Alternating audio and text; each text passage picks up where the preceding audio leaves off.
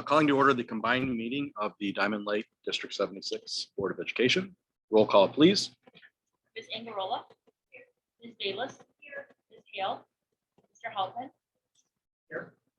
Mr. Condella. Here. Ms. Kwan. Here. Ms. Sullivan. Is Joy joining us online? No. Okay, she decided to. Yeah. Okay. She hasn't reached out to me. I checked with her this morning. All rise for the pledge. I pledge allegiance to the flag of the United States of America and to the republic for which it stands, one nation, under God, indivisible, with liberty and justice for all.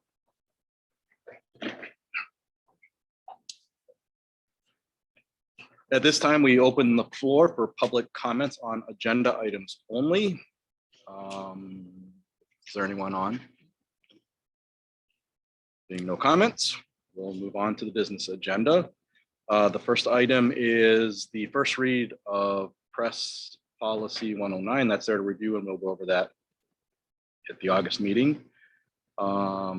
Second item is the omnibus vote agenda.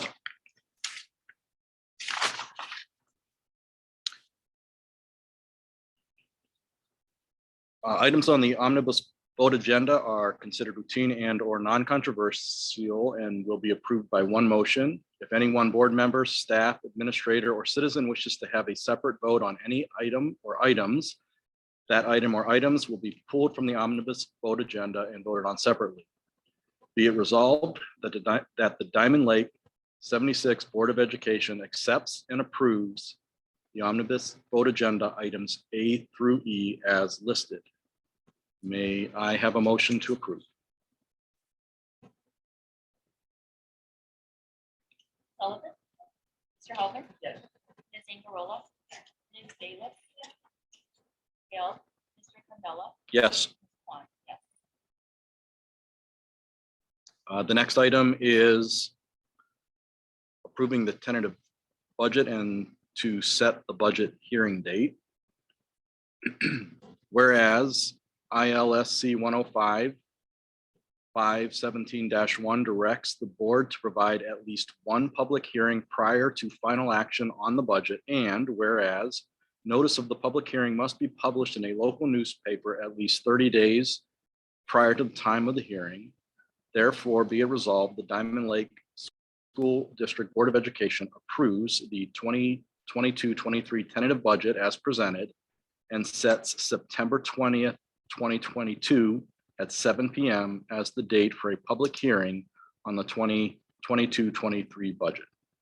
So I just wanted to share with the board that Mr. Rogers is here and has a brief overview of the budget, the tentative budget. So if you'd like to see that, and then if you have any questions after that, then as Mr. Condella read, we'll set the hearing date and then also post it for public viewing. All right, thank you very much. Yeah, I have a very similar budget presentation that I've had in past, but I've added a couple slides and some more information to, hopefully, modernize the presentation. As we've been using 5Cast and Forecast 5, there's been some nice tools that have been available. And I hope you've enjoyed some of the monthly financial forecasts, because it has helped, pretty tremendously this year in terms of preemptively analyzing surpluses and doing transfers, and that way we can stay ahead of our operating budget for future construction projects. So I will go through this presentation at least a little bit. I'll skip a couple of these parts, but if you have any questions at any time, I'll certainly please stop and ask, but just go over what a budget actually is, skip a couple of things, and what the funds are certainly made of. Okay, so this year we are projecting, much like in past, a small operating deficit. This year it is a little bit smaller than we have in the past, and it's predominantly in the operations and maintenance fund. And that is by design. We've ran slightly higher surpluses in previous years. So I have levied a slightly smaller amount comparatively. So we're kind of purposely running a deficit to get us out of those high fund balance ratios. But overall, we're still very healthy year-end fund balance of about just under 17 million. Again, shows our historical trends. We're projecting an unaudited financial surplus for FY22 of just about $400,000. And that does include a large transfer from our education and operating fund over to our capital projects. So that's not reflected in this, that surplus at all. So that number would have been a little bit higher, but either way, we have a very healthy $400,000 surplus to finish this year. And FY23 budget, we're projecting just under a $400,000 deficit. And it kind of goes comparatively, in future years. A lot of that, as you're going to be, well aware, I'll talk about it in the presentation, is the CPI numbers that we've received. So we are going to be capped at a 5% increase due to CPI. And that's because we're at a PTEL district. So I'm projecting conservatively a 2% CPI in future years after FY23. So that number could easily jump up, and this deficit number will, comparatively shrink or decrease comparatively to the, future salaries or supply purchases. So it's still unknown at this time on what supply costs are going to be in the future. We have a couple big knowns that have been negotiated already. That's our transportation contract, and we have a custodial contract. So two of our biggest outsourced services, we know we're locked in at some very competitive pricing. Okay.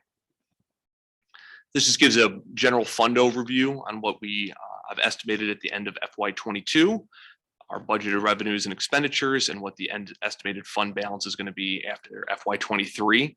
So we're still at a very healthy, it's going to be 95% fund balance to expenditure ratio in the operating fund. So that has just increased year over year, and we've got very healthy finances for future unforeseen expenditures. This is kind of one of the new metrics I found interesting. The key performance indicator is made up of our four largest budgetary items. So our two largest revenue items with property taxes and evidence-based funding, and our two largest expenditures with salaries and benefits. So what this metric looks at is it just takes a look at if salary and benefit growth are going to outpace our two largest our revenue items. So it combines those two salary and benefit items to see if you are under their benchmark that they set. So essentially, if your combined growth is, if your growth in those expenditure items doesn't outpace your revenue items, they consider you to be the healthy prospect of surpluses. So over the last couple of years, you see we've had very high, percentages. They want us to be under 111% or over 111%. Sorry. So we've been 138, 131, which is just their indicator that we are having surplus growth.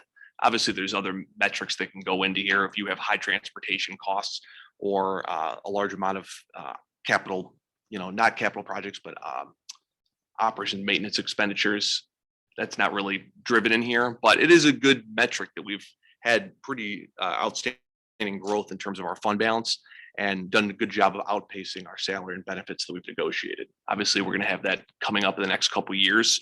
And I'm going to use this as kind of a driver in terms of predicting future growth for property taxes, evidence-based funding, and plug this into some future years to see if this metric still holds true. So it's more of an interesting line item that aligns to how our growth has been over the last couple of years. And I'm going to see how over the next 2 years of our contract, if it does hold true in terms of building up our fund balance. This graph that is impossible to see is just our financial profile score.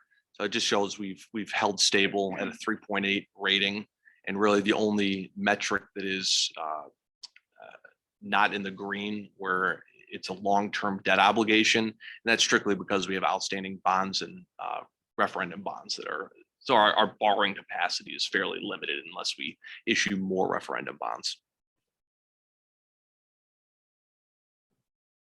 So really the biggest driver on here is the CPI on the bottom left there. We've gone from 2.3, 1.4, and now at the 5. So CPI is still above 5 right now. We're still trending and ending this year. If all things hold true, to be 5% again. Just as that reminder, I am still budgeting at 2%. Try to remain very conservative. So our revenue numbers are going to change dramatically as we get to the next couple months here.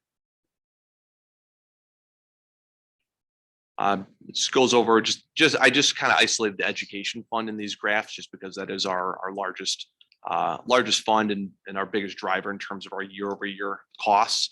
So we are still predicting pretty stable revenue. We are getting a little bit more tax revenue this year, and there'll be substantially more tax revenue next year when we hit the 5% CPI.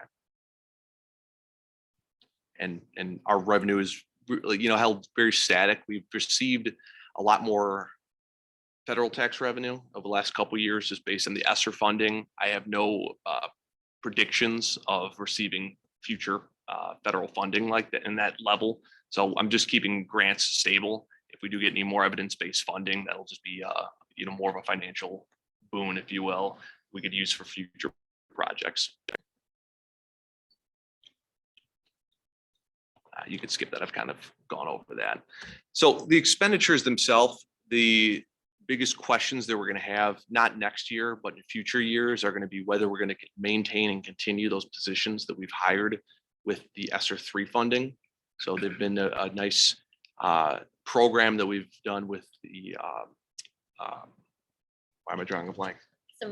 The instructional coaches and the reading interventionists. So they've had a lot of larger impact in terms of our staff development right now, and they are funded predominantly by ESSER 3 funds. So we'll have to make a decision financially whether we're going to continue that position after next year when the ESSER 3 funding runs out. So we're not anticipating, again, any additional revenue sources.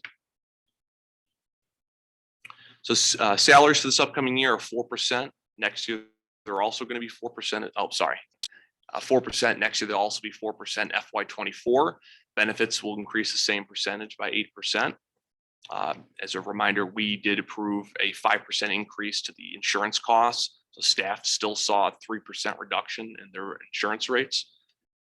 The big work that we have coming up this year, we're doing a boiler plant replacement at Westo campus. There is some parking lot repairs that have already been conducted. So you guys might have seen some pothole repairs. The most substantial potholes that we've had have been thankfully repaired on this campus. The maintenance facility is coming along pretty nicely. They've torn that down, and now the foundation has been poured. So we're just waiting for a couple more steps for the material to get in, but we're estimating pretty substantial completion by August 15th before teachers get here. So the construction will still be ongoing during the school year. It'll be fenced off. It'll just be interior work at that point. And the professional development space over at Diamond Lake, which is funded entirely by the community partnership grant, is nearing its completion in terms of the renovation itself. We just need to install the carpet, and there's some furniture installation that needs to happen. But probably at the next board meeting, we're going to have a slideshow just to show you guys the progress on that. And again, going back to that staffing conversation, we are hiring an additional day for occupational therapist, and speech is going up from a half FTE to a full-time position. That's just based on programmatic needs. And a behavioral specialist is going to be a new position this year. It is funded via grant as well currently, but it is a 0.2. They'll be here 1 day a week, and will hopefully help with some of our more needy cases. And My Math is going to be a new curricular resource. We are renewing that for a 1-year cycle, and then we're going to be exploring a more multi-year program starting next year. So that'll have a pretty large cost in FY24. Yep. So as a timeline, we're reviewing the tentative budget, and then we would be approving this for display for 30 days. The budget hearing will take place on September 20th. At that point, I'll just have to file the final budget by September 30th. So there'll be some additional revenue changes between now and the final budget. I still don't know several of our grants that we have coming in. So I'm estimating currently those remaining flat. We may see a slight increase, and there are still some staffing levels that we're hiring for that I will finalize by the time that you see that on September 20th. Any questions at this time? Yeah.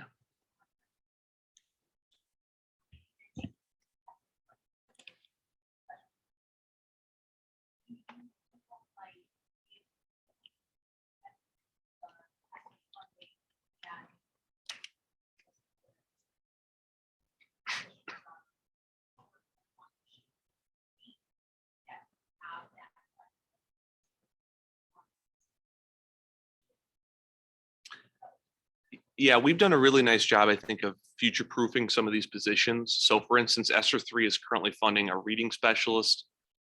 They're funding a reading interventionist and 2 instructional coaches. So the reading interventionist position will not continue after this, after they retire in the next, I think they have 1 more year after this year. So that'll be a 1-for-1 wash with one of our instructional coaches. I think at that time, we still will evaluate our positions and see if we can do a 1-to-1 replacement in terms of maintaining that position.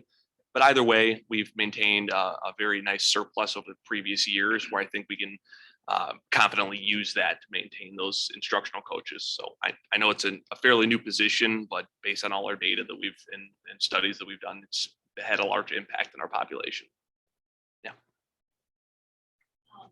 On the last slide, what was the last item?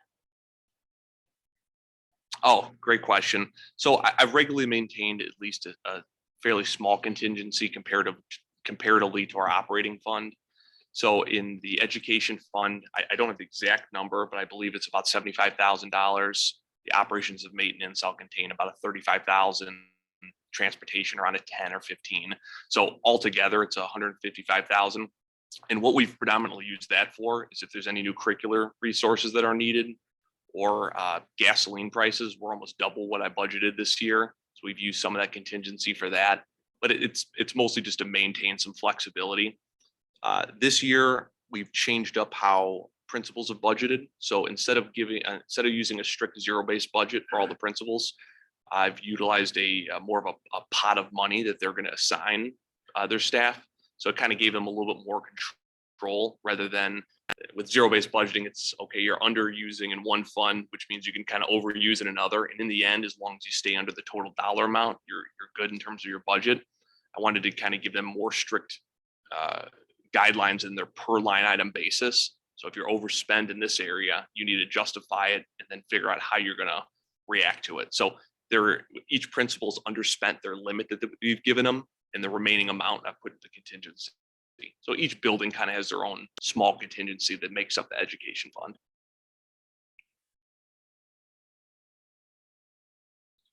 Do we have in the budget money to get Mr. Cunningham a new nameplate? On order. It's been a big topic of discussion, Yeah. but we are waiting for a couple milestone moments for him. So This is we gonna sparkle with encrusted It's jewels. I had a lot of demand, so it's really just taking a while. yeah, the short answer is no, though. He's just going to have to take a Sharpie and figure that one out. So that's what happens when you go from the principal. You no longer get that special treatment.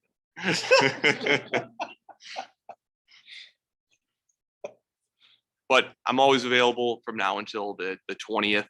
And as new information become available, I'll certainly make what I did last year was kind of a change log and just detailed each line item that I changed from this preliminary budget to the final. So I'll do that again. That way it's just easier to pick out what has been changed. Thank you. All right, so can I have a motion to approve the tentative budget as presented and set September 20th, 2022 at 7 p.m. as the date for the public hearing on the 2022-2023 budget?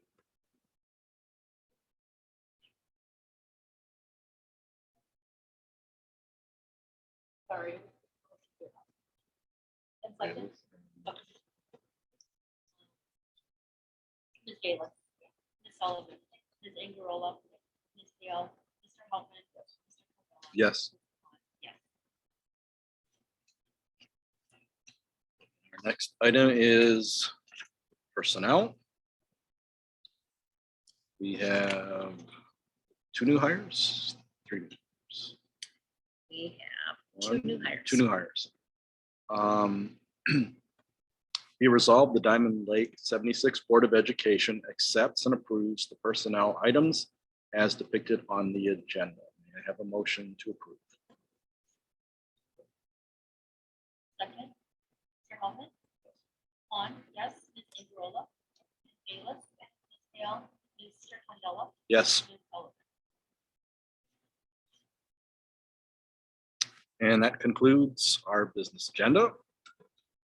Next item is board discussion. Items for board discussion.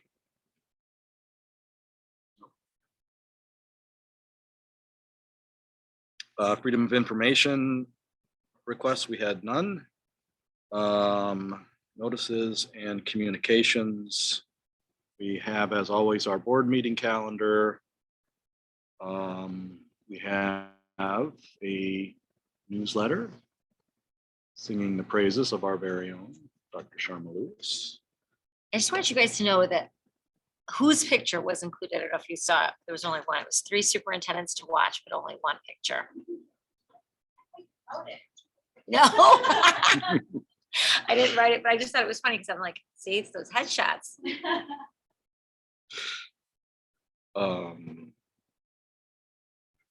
And then a couple of other communications there from national schools. We had that last time, did we not? We Or did, is and, this different than? what we had Those last are time? just the actual awards. So Oh, I okay, know okay. Mr. Hanson spoke about him last week, that we were recognized from the National School of Public Relations. We have 2 awards and, excuse me, 1 award and 1 honorable mention. So we just wanted to kind of share those with you, that the actual awards came in. And- We're milking it for as long as we can. And then the notes from the CEDAW governing board meeting are there as well. Yeah, if I could just throw in a comment. I was Did you there, attend? Yes. all I'll say about the budget. Significantly underplay how much the speakers who are staff members are unhappy Still, with a wide range of things, but mainly the amount of staffing. Positions, things like that. So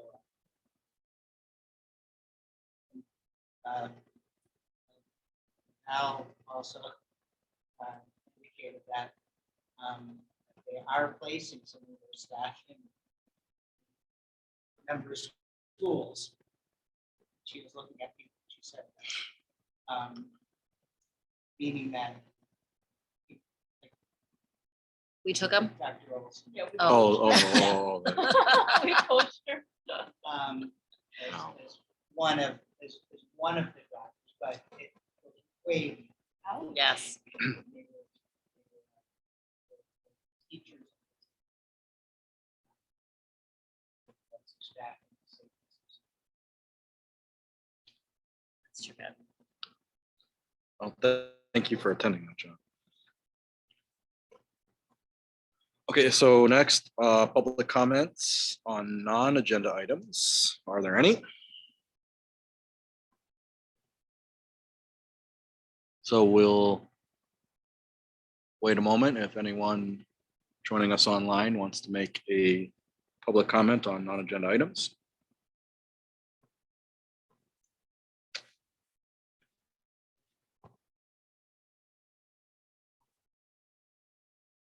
There being none, we move to others. Are there any other topics?